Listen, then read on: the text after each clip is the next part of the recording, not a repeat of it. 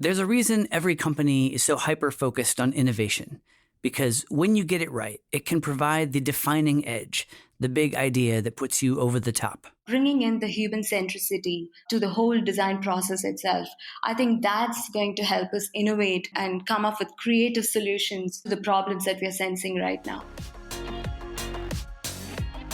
The world is changing fast, and every day, project professionals are turning ideas into reality, delivering value to their organizations and society as a whole.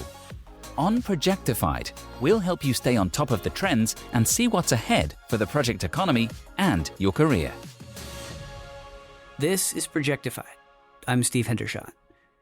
Innovation is what separates the leaders from the laggards. It's what transforms companies like Alibaba or Apple into the game-changing power players they are. Yet there's no surefire path to that kind of breakthrough creative thinking. That doesn't keep organizations from trying, of course. And some have made significant strides in building cultures that spark innovation. In fact, 7 in 10 project professionals say their organization invests in and rewards innovation, according to PMI's new Pulse of the Profession in-depth report called The Innovation Imperative. Still, though, they may be missing out when it comes to more proactive activities.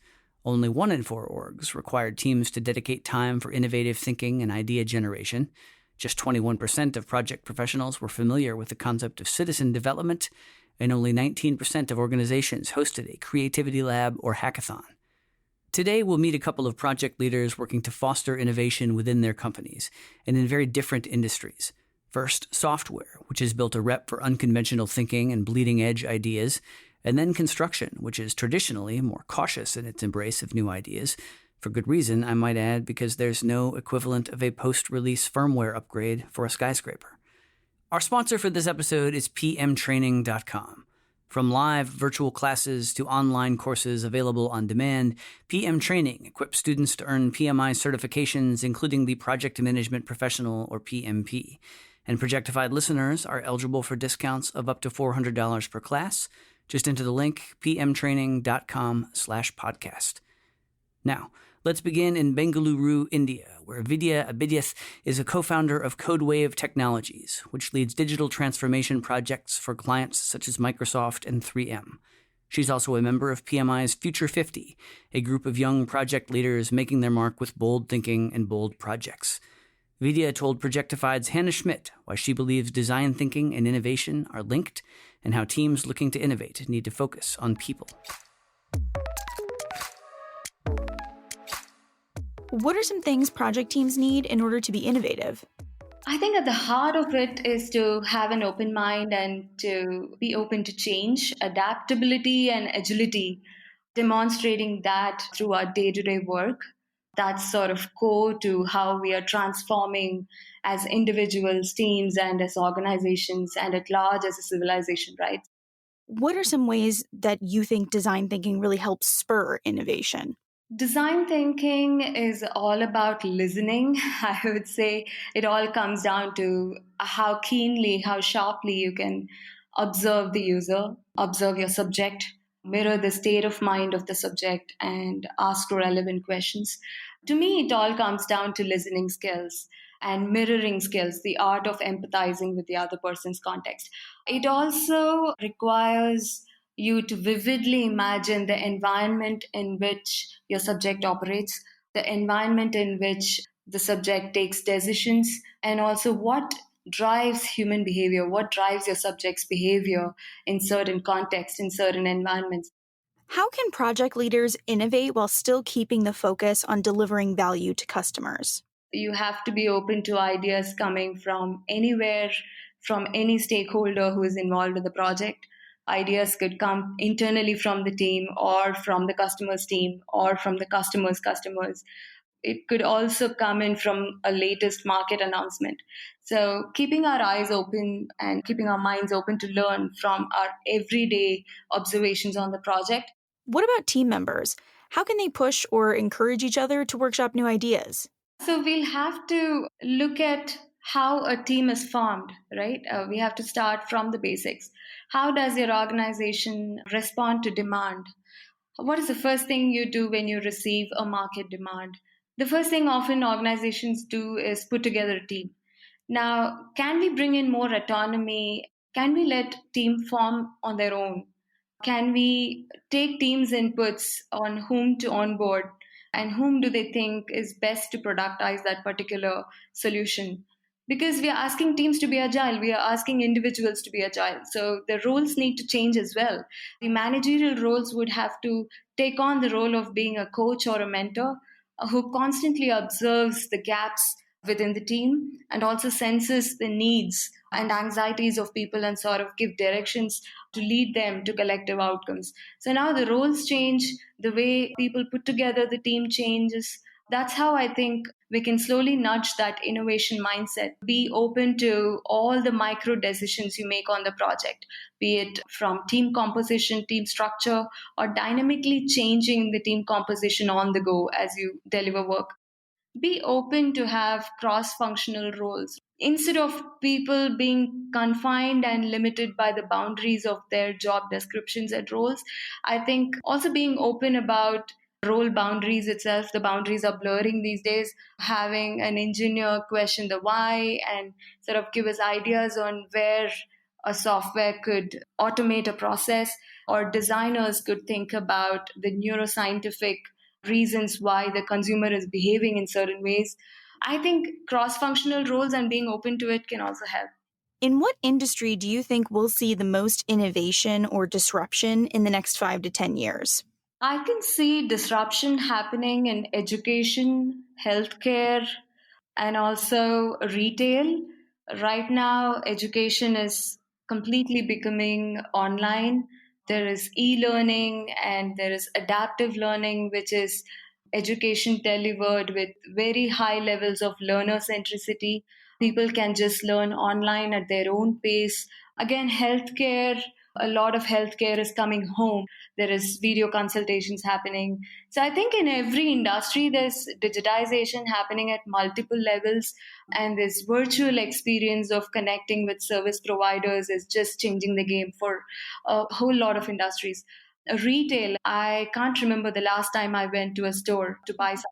So I think COVID has changed a lot of consumer behaviors, and all of what we want from a retail store is all available at the doorstep thanks to digitization. Thanks, Vidya and Hannah. As I mentioned earlier, Vidya is one of our Future 50, and we recently devoted an episode to that class of extraordinary folks. Check it out at pmi.org/podcast. Now let's head to Toronto, Canada, where construction firm Pomerleau is relying on 2 internal innovation teams to drive its embrace of new technologies and out-of-the-box solutions. Yuri Bartzis is an innovation manager who oversees Pomerleau's Canadian Building Operations Unit. Your organization has a team dedicated specifically to innovation. What ideas or solutions does the team look for? Are more people than just that specific team involved in innovation at Pomerleau? Our innovation team is about 50 members, and we're constantly doing research and development in different topics. We attend conferences and webinars and always up to date with the newest technologies, not just within the construction sector, but also in other industries to see how that technology can be applied to the construction sector. But we also have a project, it's called the Fox Project, the Foundation for Operational Excellence. And this initiative is created as a structure for all of our Pomerleau employees to participate in innovation and innovating new work processes. People that are doing their jobs and are thinking there's a better way to do it, now we've provided them a platform to be able to suggest a new way of doing it and working together with a group of their peers to do just that, to develop a new process and make that a standard across the company. Once you have that initial idea, we put together a team of Pomerleau employees from across the region, from across the country, to get varying experience and even varying skill levels.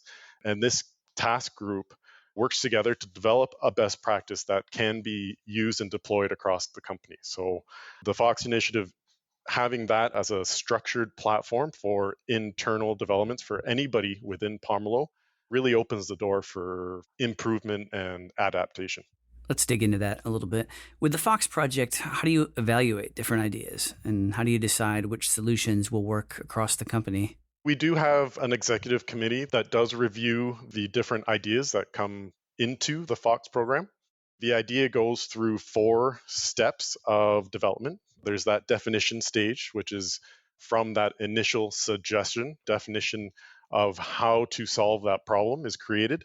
Moves on to the development stage, and that's where the larger group of multiple employees works together, develop what the new best practice would look like. And once that's developed, a launch structure is created to try and test this idea on a construction project. Usually piloted on one project, but some of our developments are piloted on multiple, just to give us a little bit of variety. There's many different types of construction, many different size of project, which would create a varying degree of success. Let's talk about some of the current projects the innovation team is working on. Tell me about Spot, the robotic canine photographer. Spot is an autonomous robot. We do have members in our team that can control the robot, but essentially this robot, it will walk around our construction site and take photos and even 3D scans of the site. We use that to monitor progress, mainly to create a moment in time of when that Spot robot walked the site and to monitor how the construction site advances. We did have a robotics research team within our innovation group. And through that research team, we did identify Boston Dynamics as a potential partner to Pomerleau. And that relationship grew. There are many unforeseen challenges with putting an autonomous robot into practice on a construction site. The industrialization of a construction site is clearly evident once you start mixing humans and robots. And that does have a somewhat negative connotation, but through education and even just time becoming familiar with the robot, we managed to move that into an area where we're starting to see, and even members of the construction site are starting to see how we can pull benefits from having a robot and having technology, different technologies on that construction site. We do have a member of the team that is learning how to use autonomous robot and making sure that the information that is being gathered from the site is being treated and used effectively for construction and for progress tracking. So the Spot robot is really just an addition to the project team as a project member rather than replacing. What are some strategies for organizations looking to put innovation at the forefront? That is a great question. And it's funny because it's not the first time I've been asked that. I'll frame it the way it's asked usually whenever I'm speaking in public is how do I convince my manager to implement technology in construction? And I think that's the key, is convincing the upper management, the managers and owners of companies to use the technology and do research and development into better ways of working. At Pomerleau, the management team stands behind any innovation that comes out of our innovation team and really promotes the fact that innovation is a key to success. And I think that's the key, is to make sure that the management level, the executive team, also has that knowledge and education to open their eyes to technology and see how effective it can be in regular work processes. If you'd like to discover more about the state of innovation, head to pmi.org to read the Pulse of the Profession in-depth report. Innovation, by definition, is inevitably going to be a little inefficient. There's no formula, process, or algorithm that guarantees your efforts are going to be successful. But when you do hit on that big new idea, the results can be transformative. And, as we've heard today, smart organizations are learning that they don't just have to stand around hoping somebody thinks of something amazing. There are things companies can do to create an environment that nurtures creativity and that helps ensure that when a big idea does emerge, it's able to make its way forward.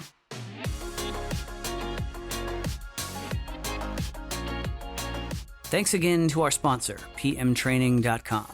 From live virtual classes to online courses available on demand, PM Training equips students to earn PMI certifications, including the Project Management Professional, or PMP. And Projectified listeners are eligible for discounts of up to $400 per class.